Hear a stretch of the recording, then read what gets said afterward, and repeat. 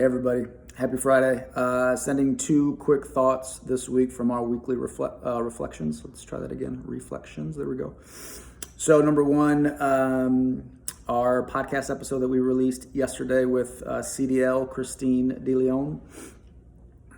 Just really cool, and we're biased because we got to interview her and because she was on the podcast, but their work at Moonshot edVentures in Denver, Colorado, to support leaders of color in opening and launching new schools with the communities they're serving is really incredible for a number of reasons, but also given COVID and what's happening now, just them supporting leaders that are so tied to their community and then building community with those they are seeking to serve is incredible. And being so close to the families they are serving and the students they're serving is great. So definitely encourage you guys to check out that work. The other cool thing about them is they're really redefining what school looks like. So it could be an after-school program, it could be a traditional district school, it could be a charter school, but I think really pushing the conversation of what is the definition of a school, and is that the right definition? And if not, what is a new definition that's better preparing all families and students to make sure they have access to high quality education.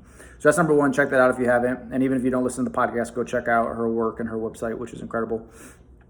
The second thing, a bit selfish and biased here too, but want to shout out our team, particularly Kelsey on our team, who's been working so diligently to launch, if you saw last night, what we're calling the Ashely Park Family Relief Fund. And so this is really stemming from our family engagement, family empowerment work with Ashely Park and Movement. And as a response of COVID, we had some grant money left, frankly, to continue the work we were planning to do with kind of the data-driven events with families. But as a response, we reached out to our funders and they were incredible. So shout out to Christy, Jay, Rod at the Wells Fargo team, and Jillian at TIA as well.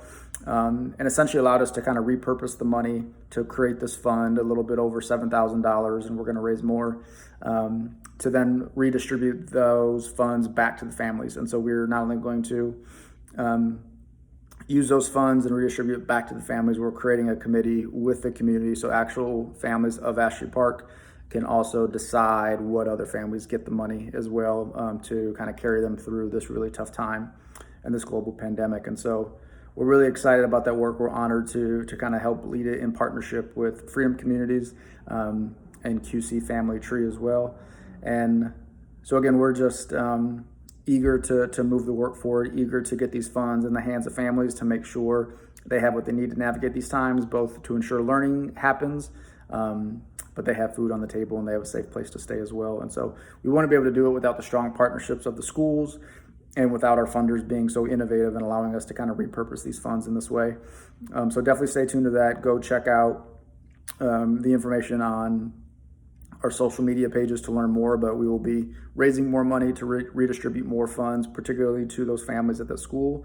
And then again, creating that committee of families. So the families at Ashely Park will actually be the ones deciding what other families will be receiving these funds and receiving resources as a response to COVID. So just incredibly proud to be doing this work.